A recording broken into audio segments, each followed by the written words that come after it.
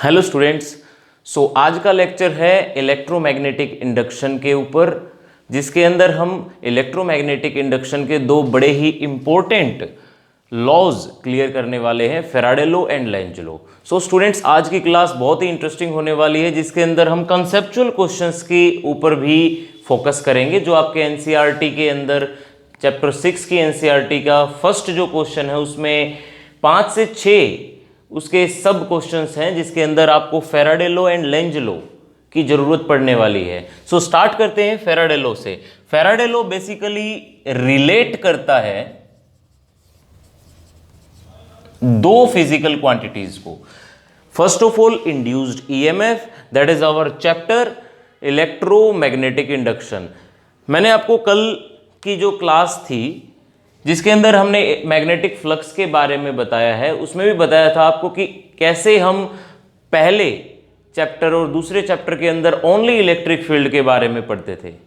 After that third, fourth and fifth chapter are related to only magnetic field and electric current, but this chapter number 6 is related और integrated form of electric and magnetic field both.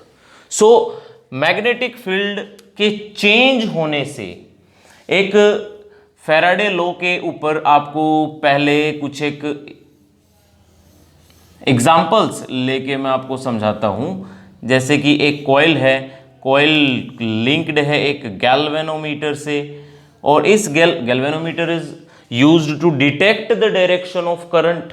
Okay, आपको इस coil के अंदर magnetic flux change करना है।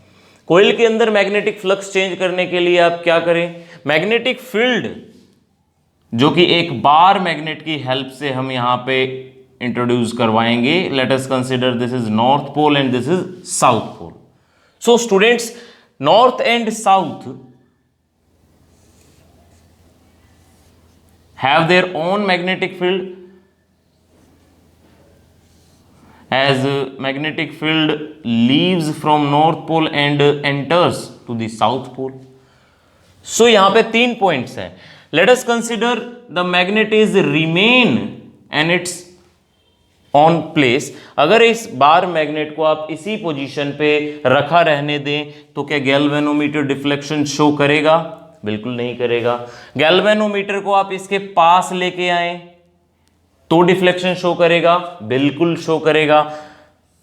And bar magnet को जब इससे दूर लेके जाओगे तो क्या गैल्वेनोमीटर डिफ्लेक्शन शो करेगा? ऑब्वियसली शो करेगा। दो केसेस जिसके अंदर आपको bar magnet toward the coil displace करवाना है एंड बार मैग्नेट को अगर away from the coil displace करवाओगे, दोनों ही केसेस में गैल्वेनोमीटर डिफ्लेक्शन शो कर रहा था।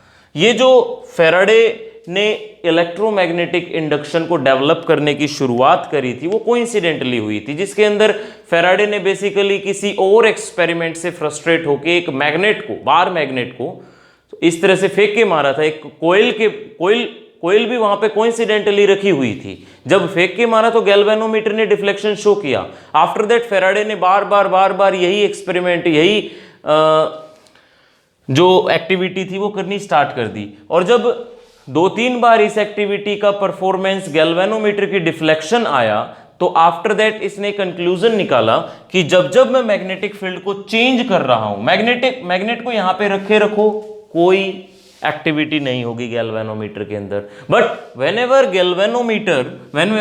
नॉर्थ एंड साउथ पोल या कोई भी पोल या कोई भी मैग्नेटिक फील्ड का जो हमारा सोर्स है उसको आप डिस्प्लेस करोगे या मैग्नेटिक फील्ड किसी भी मेटालिक कंडक्टर के अंदर से चेंज होएगी, उस टाइम पे गैल्वेनोमीटर में डिफ्लेक्शन शो होगी। और अगर गैल्वेनोमीटर में डिफ्लेक्शन शो होगी, इसका मतलब ऑब्वियसली करंट प्रोपागेट करेगा।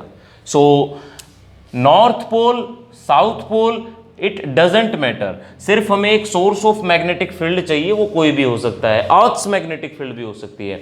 हम एक कंसेप्चुअल क्वेश्चन था कि अगर आप ऐसे विदाउट यूजिंग एनी कंपास आपको बोल दिया जाए कि क्या आप अर्थ्स मैग्नेटिक फील्ड डिटेक्ट कर सकते हैं, ऑब्वियसली यस, बट उसके लिए आपको गैल्वेनोमीटर, बहुत ही सेंसिटिव गैल्वेनोमीटर चाहिए। बिकॉज अगर आप अभी भी किसी भी रीजन में खड़े हो अर्थ के, तो आपको मैग्नेटिक फील्ड का इन्फ्लुएंस ऑब्वियसली फील होगा। और अगर मैग्नेटिक फील्ड का इन्फ्लुएंस फील होगा तो ऑब्वियसली कोयल जो आप डिस्प्लेस करवा रहे हो सरफेस पे, उस कोयल के अंदर भी एक छोटा सा ईएमएफ इंड्यूस होगा, और वो ईएमएफ जो इंड्यूस होगा वो आपका सेंसिटिव गैल्वेनोमीटर सेंस कर सकता है। सो यहां पे इसके एक बार फैराडे लॉ समझ लेते, फिर एक छोटा सा कंसेप्चुअल क्वेश्चन मैं आपसे पूछूंगा। अगर वो कंसेप्चुअल क्वेश्चन का आप जवाब दे पाए तो बहुत अच्छा कंसेप्ट जा रहा है, अदरवाइज मैं आपको उसका आंसर भी बताऊंगा। So first of all Faraday law, ये जो एक्टिविटी हमने करी, इस एक्टिविटी के अंदर आप नॉर्थ पोल, साउथ पोल या इनमें से कोई भी बार मैग्नेट को डिस्प्लेस करवा रहे थे। जरूरी नहीं है कि बार मैग्नेट को ही डिस्प्लेस करवाया जाए, आप किसी एक कोयल को, ये सेकंड एक्टिविटी है, ये मान लो एक दूसरी कोई कोयल है, इस कोयल को आपने एक बैटरी से कनेक्ट किया है एंड साथ ही साथ एक रियोस्टेट भी लगाया यहां पे। ऑब्वियसली अगर एक कोयल है तो कोयल के पास अगर बैटरी लगी हुई है और बैटरी के अंदर ऐसे क्लॉकवाइज करंट जनरेट हो रहा है, clockwise means south pole, south pole Leeds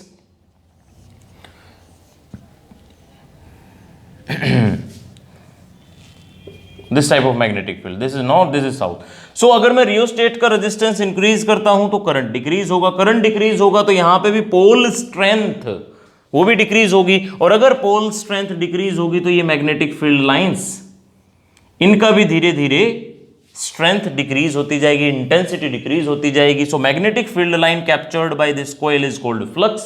सो इसका भी फ्लक्स साथ ही साथ डिक्रीज होगा, और अगर फ्लक्स डिक्रीज हुआ या फ्लक्स इंक्रीज हुआ, दोनों ही केस में कैन आई से फ्लक्स चेंज हो रहा है। सो अगर फ्लक्स चेंज हो रहा है then galvanometer definitely shows a deflection, and it directly means that EMF is induced in our coil. So students, Faraday law की एक स्टेटमेंट है, सिंपल सी statement, that according to this law net change in magnetic flux, net change in magnetic flux will induce an EMF in a conductor.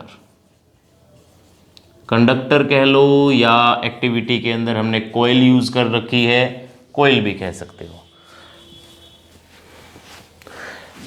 Now students, क्या कोई mathematical formula भी है इस induced EMF को निकालने के लिए? यस, उस मैथमेटिकल फॉर्मूले के लिए भी आपको एक और स्टेटमेंट याद करनी पड़ेगी, फैराडे लॉ की ही। The magnitude of induced EMF, magnitude of induced EMF is equal to net rate of change of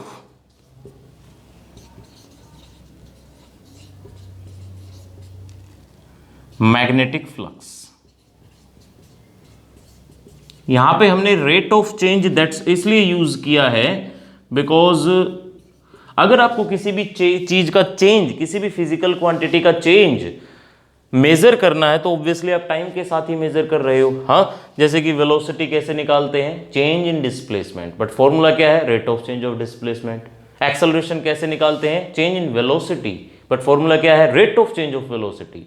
force कैसे निकालते हैं? Change in momentum, but formula क्या है? Rate of change of momentum. So students, कभी भी किसी चीज का चेंज आपको डिफाइन करना है तो ऑब्वियसली टाइम के साथ। तो यहां पे भी ईएमएफ इंड्यूस मैग्नीट्यूड, अगर आपको इस ईएमएफ का निकालना है, जो यहाँ पे हमने थ्योरेटिकल स्टेटमेंट दी है, उस थ्योरेटिकल स्टेटमेंट का अगर मैग्नीट्यूड निकालना है then EMF induce is net rate of change of flux. If the coil has n number of turn, if the coil has n number of turn, then EMF induced is n d phi by dt. Obviously, d phi by dt is net change in flux in a single coil. and EMF induced for single coil is this, but if the coil has n number of turn, then the EMF induced is n d phi by dt. Negative sign here represents direction of induced EMF, direction of induced EMF. Induce EMF की direction represent करने के लिए आप ये negative sign भी लगाते हो। और ये डायरेक्शन कैसे समझेंगे, अभी मैं आपको एक कोयल का एग्जांपल लेके भी बताऊंगा, बट उससे पहले एक सिंपल रॉड का एग्जांपल लेके हम डायरेक्शन ऑफ इंड्यूस्ड ईएमएफ समझते हैं एक बार। देखिए, late us consider a rod, a conducting rod placed in crossed magnetic field. Students, crossed magnetic field means inward magnetic field. ये मैंने आपको लास्ट क्लास में बताया भी है। Cross means inward and dot means outward. Cross magnetic field ये आप इस तरह से भी कंसिडर कर सकते हैं कि अर्थ्स हॉरिजॉन्टल कंपोनेंट, अगर मान लो एक मेटालिक कंडक्टिंग रॉड होती and earth's horizontal magnetic field के इन्फ्लुएंस में है, हम north to south magnetic field निकल रही है। Let us consider this end is north end this end is south, then the rod is placed in this manner that magnetic field line are perpendicular to that of rod, and if rod is projected vertically downward, then the EMF induced in this rod is, इस rod के अंदर EMF induce कितना EMF induce होगा। सो ये question, ये जो question है, ये क्वेश्चन पहली चीज आपको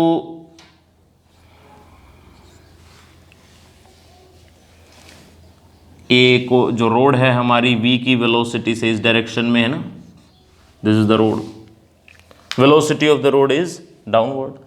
मैंने लास्ट क्लास में आपको 2-3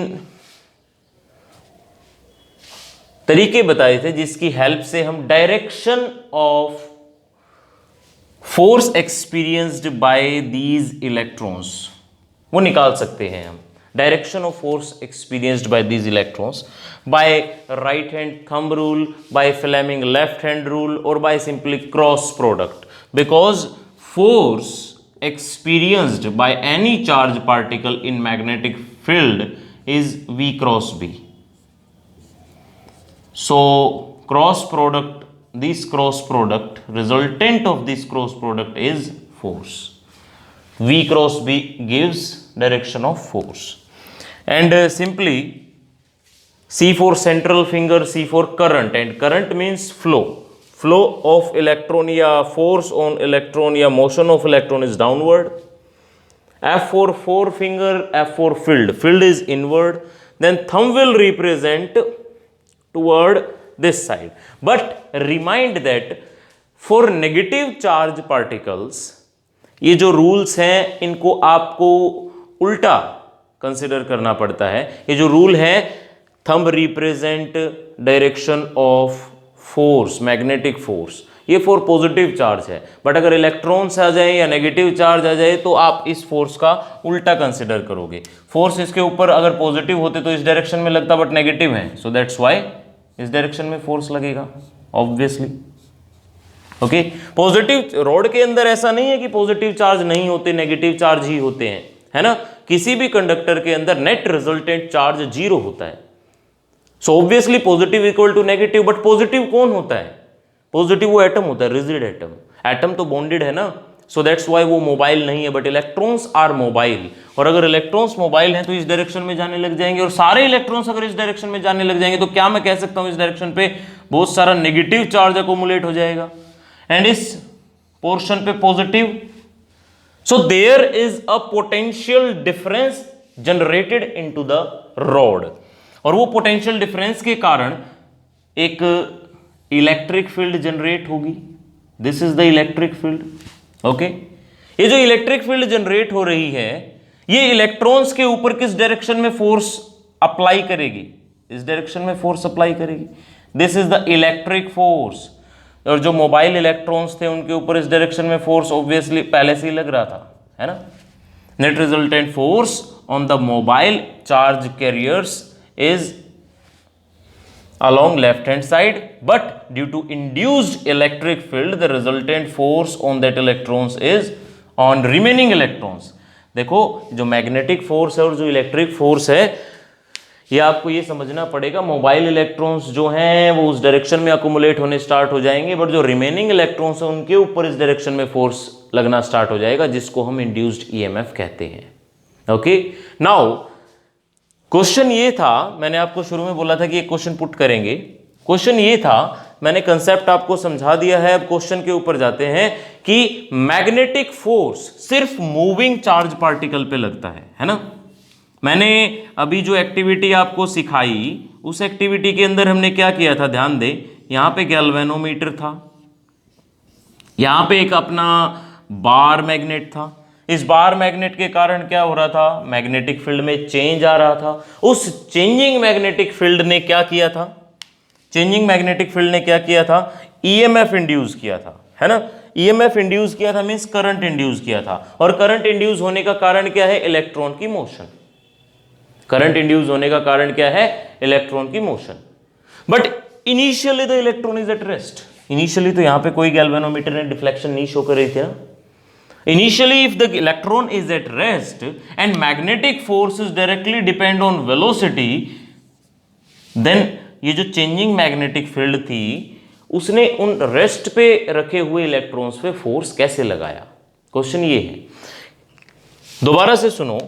एक रेस्ट पे रखा हुआ इलेक्ट्रॉन सिर्फ इलेक्ट्रिक फील्ड फील कर सकता है, बट उसके बावजूद भी चेंजिंग मैग्नेटिक फ्लक्स या चेंजिंग मैग्नेटिक फील्ड ने गैल्वेनोमीटर में डिफ्लेक्शन शो किया। इट मींस इलेक्ट्रॉन्स जो रेस्ट में रखे थे इनिशियली गैल्वेनोमीटर में कोई डिफ्लेक्शन नहीं था, बट जैसे ही हमने चेंजिंग मैग्नेटिक फ्लक्स उसको प्रोवाइड किया तो गैल्वेनोमीटर डिफ्लेक्ट होना स्टार्ट हो गया।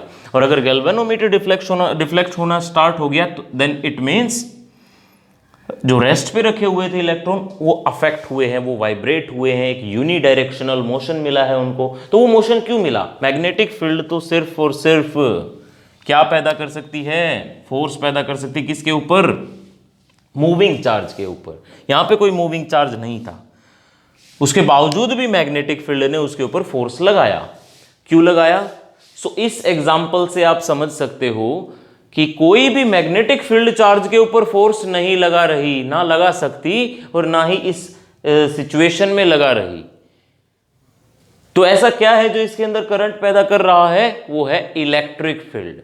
कभी भी किसी भी कंडक्टर के अंदर अगर करंट है सो ऑब्वियसली उस कंडक्टर के अंदर इलेक्ट्रिक फील्ड जनरेट हुई है, और वो electric field changing magnetic field के कारण जनरेट हुई है। इसको मैं मैथमेटिकली भी यहां पे सपोर्ट करूंगा। देखें, मैथमेटिकली इसको प्रूव करते हैं कि चेंजिंग मैग्नेटिक फ्लक्स या changing magnetic field will induce an electric field. वो कैसे सपोर्ट करेंगे, देखो आपने पहले चैप्टर में पढ़ा हुआ है, potential is equal to electric field E dot L. L is the length of conductor, okay, L is the length of conductor. So यहां पे भी this is what? This is EMF. EMF means potential difference, and potential difference यहां पे अगर मैं E dot L लिख दूं या DL लिख दूं, DL is the small length. DL is the small length. L लिख सकते हो, DL लिख सकते हो, कोई बात नहीं। Electric field is equal to what? D phi by dt. Negative sign means this is what? Changing magnetic field. This is what? Electric field. So students, you have to know that changing magnetic field does not experience any force on a electron at rest, but changing magnetic flux will induce an electric field. That's why the chapter named as electromagnetic induction. Students, electromagnetic induction का हरदम मतलब ये नहीं होता कि electric field induce होगी, magnetic field change होगी। Vice versa can also possible. Means electric field change करो, मैग्नेटिक फील्ड भी पैदा होगी, मैग्नेटिक फील्ड चेंज करो, इलेक्ट्रिक फील्ड पैदा होगी। ये सारी चीजें हम इलेक्ट्रोमैग्नेटिक वेव, जो हमारा फर्स्ट वॉल्यूम का लास्ट चैप्टर, उसके अंदर डिस्कस करेंगे। अभी फिलहाल,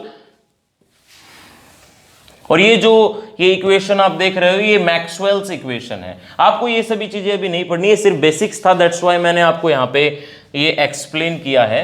अभी फिलहाल एक क्वेश्चन ट्राई करते हैं जो कि based on Faraday law.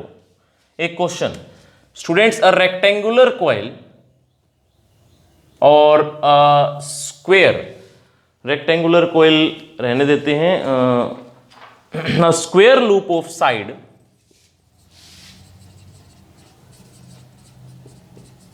a square loop of side 20 centimeter, a square loop of side 20 centimeter is placed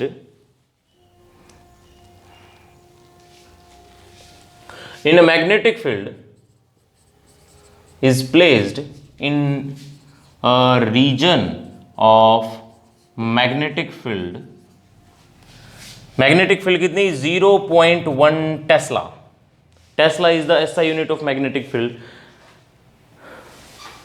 at an angle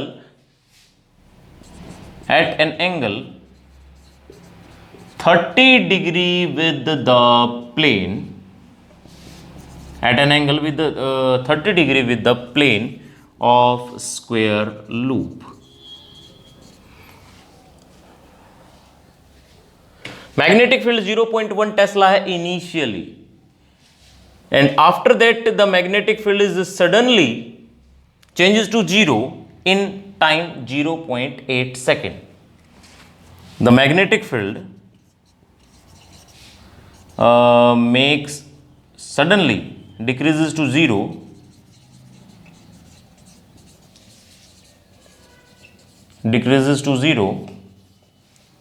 in time 0.8 second.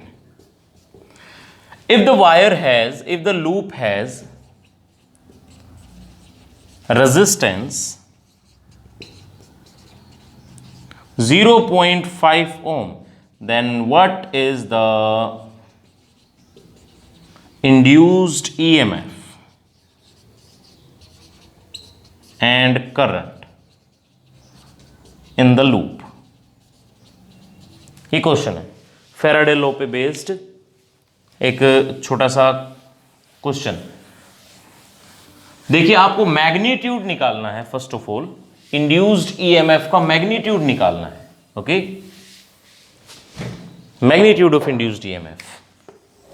So students, what is the magnitude of induced EMF? D phi by D T. As the square loop does not have any number of turn, a single loop, that's why n यहां पे हम नहीं use करेंगे। Side phi अगर open करें तो यहां पे मिलेगा आपको b dot a dot remove होने के बाद cos theta. And now again students, if the magnetic field, यहां पे देखो मैग्नेटिक फील्ड 0.1 टेस्ला की है, but 30 degree with the plane के साथ अगर 30 डिग्री का एंगल है मैग्नेटिक फील्ड का, इस टाइप से, this is the angle, this is the plane, हाँ, and this is the angle of magnetic field with the plane of square loop. So normal के साथ कितने डिग्री एंगल हमें वो देखना है, हमें मैग्नेटिक फील्ड का प्लेन के साथ एंगल यहां पे सब्सटीट्यूट नहीं करना। This theta is the angle between magnetic field and area vector, and area vector directed perpendicular to the plane. So students, D by D T of magnetic field is of 0.1, change हुई है ना, कितनी, DB, DB means change in magnetic field. 0.1 tesla की change हुई है, because initially 0.1 tesla थी and after that 0 हो गई। कितने टाइम में चेंज हुई है? 0.8 सेकंड में चेंज हुई है। एंड एरिया, साइड का square, side is of 20 centimetre, 20 centimetre, 20 into 20 centimetre को मीटर में कन्वर्ट करना है, 10 raise to the power -2। Centimetre को मीटर में कन्वर्ट करना है, so again 10 raise to the power -2 and it will makes 10 raise to the power -4। Theta is here 60 degree and cos 60 is half. Okay. Now students, point से point cancel and 0 0 ये 10 raised to the power minus 2 4 and 1 by 4 it is 0.25 into 10 raised to the power minus 2. 0.25 into 10 raised to the power minus 2. EMF induce है, so that's why we have to use volt.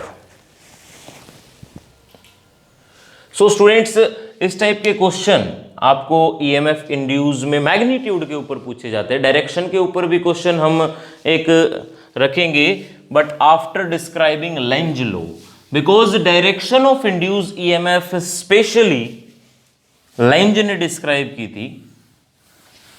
So direction of induce EMF, okay, magnitude के ऊपर आप एक और question, एक और type का question आप ले सकते हो जो कि एनसीईआरटी का सोल्ड क्वेश्चन है। देखिए, a circular coil of radius 10 centimetre, मैं ओरली क्वेश्चन को एक्सप्लेन कर रहा हूं। A circular coil of 10 centimetre radius is 10 centimetre, projected और 500 turns. Circular coil has number of turn 500 turns. Okay. Resistance of the circular coil is 2 ohm. Circular coil का हमारा जो resistance है, resistance specially आपको इसलिए दिया जाता है, अच्छा लास्ट क्वेश्चन में भी हम करंट इंड्यूस निकालना रह गया। करंट इंड्यूस निकालना हो तो total potential divide by resistance करें। पोटेंशियल कितना था 0.25 एंड 0.5 ओम का आपका रेजिस्टेंस था 10 raised to the power minus 2. So 0.5 into 10 raised to the power minus 2. Okay, this is the current induced. अच्छा, ये जो सर्कुलर कॉइल है placed with the plane perpendicular to the horizontal component of earth's magnetic field, means इसी type से एक ऐसे plane में रखी हुई है कॉइल। इसको ऐसे ना बना के आप इस टाइप से बना लें, थोड़ा सा ऐसे। This is the 500 turns of the coil, इस टाइप से, और मैग्नेटिक हॉरिजॉन्टल कंपोनेंट के परपेंडिकुलर रखी हुई है। ये आपका एनसीईआरटी का एग्जाम्पलर क्वेश्चन है, सोल्ड एग्जाम्पलर क्वेश्चन। आप इसको वहां से भी टैली करके देख सकते हैं। ओके, यहां पे इसको आपको 180 डिग्री पे रोटेट करना है। Initial angle θ1 is 0 degree, θ2 is 180 degree. देखो, अगर एक coil already perpendicular magnetic field के साथ उसके, या मैग्नेटिक फील्ड उसके प्लेन के ऊपर परपेंडिकुलर गिर रही है, then the area vector of that coil making an angle 0 degree with the magnetic field. Area vector is also perpendicular, and magnetic field initially we give perpendicular. So θ1 is 0 degree, θ2 is 180 degree. इसको rotate करवाना है आपको 180 degree पे with horizontal. अच्छा, horizontal component of earth's magnetic field is 3 × 10 raised to the power minus 5 tesla. और अगर Gauss की term में देते हैं तो उस रीजन में, उस पर्टिकुलर रीजन में हॉरिजॉन्टल कंपोनेंट इतना है। गॉस की टर्म में दें तो इतना दे गिवन मिलेगा आपको। Gauss means 10 raised to the power minus 4। Gauss is the CGS unit of magnetic field. Okay, now directly ऐसा यूनिट में दे रखा है आपको। So you have to find the magnitude of induced EMF and induced current as well. देखो, induce EMF निकालना है, simple change in flux निकालो। n नंबर ऑफ टर्न है, n नंबर ऑफ टर्न भी यहां पे सब्सटीट्यूट करो। Change in flux final minus initial divide by change in time, कितने टाइम में इसको रोटेट करना है वो 0.25 सेकेंड, वो भी गिवन है। 0.25 सेकेंड वो भी गिवन है। सो n नंबर ऑफ टर्न वो भी यहां पे सब्सटीट्यूट कर देते हैं 500। Now students, initial flux is what? Phi2 and Phi1. Phi2 is B dot A cos phi 2, final angle is 180 degree, okay, cos pi, and initial angle is 0 degree, cos 0, divide by 0.25 into number of turn is 500. So BA is common, cos pi is -1 and cos 0 is 1, so -1 ऐसे लिख सकते हैं हम, negative -2a and बाहर का cancel, बाहर भी एक नेगेटिव साइन था ना, so 2 into B dot A divide by 0.25. Now students, magnetic field is in that region 3 into 10 raised to the power -5. After substituting these value we can find the answer. area is, अगर radius आपको given है 10 centimetre, then pi R square is the area. और जरूरी नहीं है आप complete solve करें, आप पाई की टर्म में भी आंसर को छोड़ सकते हो, ठीक है. So this is the question, this type of question that we can try on the basis of Faraday law. Now what is about Lenz law? Our second law is Lenz law.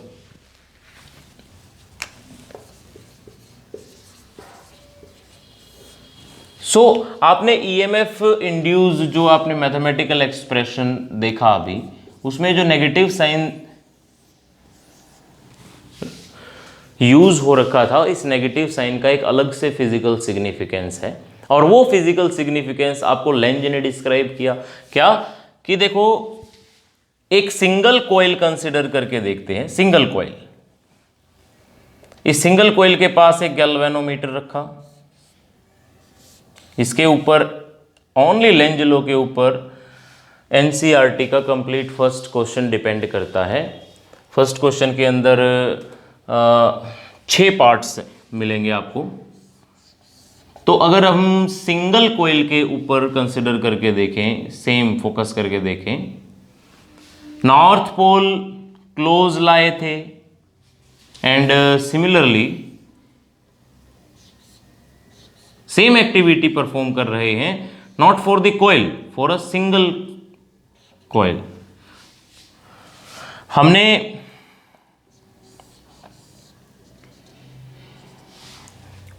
Complete n number of turns वाली coil के ऊपर perform किया था. अब एक single circular metallic wire के साथ perform करके देखें. जब नॉर्थ पोल पास ला रहे थे तो डायरेक्शन, नेगेटिव साइन, वहां पे डायरेक्शन की इतनी ज्यादा कुछ बात नहीं हुई थी. So Lenz law is specially describes the direction of induced EMF और the physical significance of this negative sign.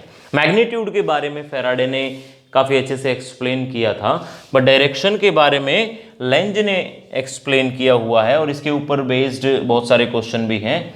देखें, जब नॉर्थ पोल हम क्लोज लाएंगे तो मैग्नेटिक फील्ड इंक्रीज होगी आपकी कॉइल के अंदर से. जब नॉर्थ पोल हम दूर लेके जाएंगे तो यही मैग्नेटिक फील्ड डिक्रीज भी होगी आपकी कॉइल में से. Number of magnetic field lines है ना, means magnetic flux. In this situation magnetic flux increases and in this situation magnetic flux decreases, and in both the case galvanometer shows a deflection. increasing magnetic flux हो या decreasing magnetic flux हो, दोनों ही case में EMF पैदा होगा. But अगर flux same है, as it is है, तो EMF जनरेट नहीं होता था. सो यहां पे स्टूडेंट्स देखें, जो डायरेक्शन डिटेक्ट हुई वो डायरेक्शन थी ऐसी. गैल्वेनोमीटर का जो निडल था वो इस डायरेक्शन में डिफ्लेक्शन शो कर रहा था. इट मीन्स ये. और अगर आप इस डायरेक्शन को थोड़ा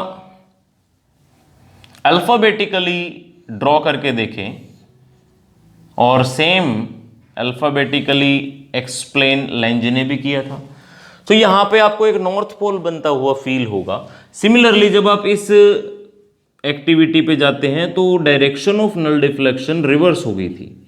उल्टी डायरेक्शन में डिफ्लेक्शन शो कर रहा था गैल्वेनोमीटर, और अगर अपोजिट डायरेक्शन में शो कर रहा था तो इस सिचुएशन के अंदर आपको दिखेगा अल्फाबेटिकली कि साउथ पोल जनरेट हो रहा है।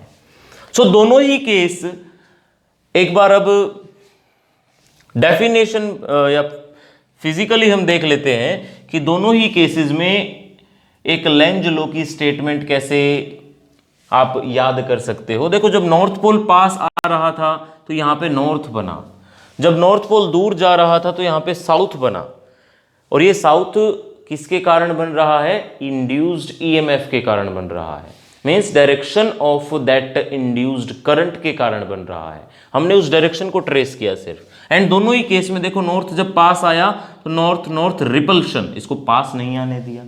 नॉर्थ जब दूर जा रहा था तो नॉर्थ साउथ अट्रैक्शन, दूर नहीं जाने दिया। मीन्स जब आप इसके क्लोज ला रहे थे तो वो इंड्यूस्ड ईएमएफ उसको भी अपोज कर रहा था, जब आप इससे दूर लेके जा रहे थे then induced EMF opposes that situation also. अब दोनों ही केसेस में लेंज ने एक स्टेटमेंट दी कि induced EMF, again signature line रह गई थी, अकॉर्डिंग टू दिस लॉ, कोई भी लॉ एक्सप्लेन करना हो ये सिग्नेचर लाइन साथ में लिखें, according to this law signifies that है, in according to this law induced EMF will always oppose the cause of induction of EMF। और cause of induction कौन है? Changing flux, changing magnetic flux. और उस changing magnetic flux को हर situation में क्या कर रहा है? अपोज कर रहा है। इसकी दूसरी स्टेटमेंट आप इस तरह से भी एक सिंपल वर्जन में याद रख सकते हो, एक सिंगल लाइन में, कि it oppose the cause that causes it।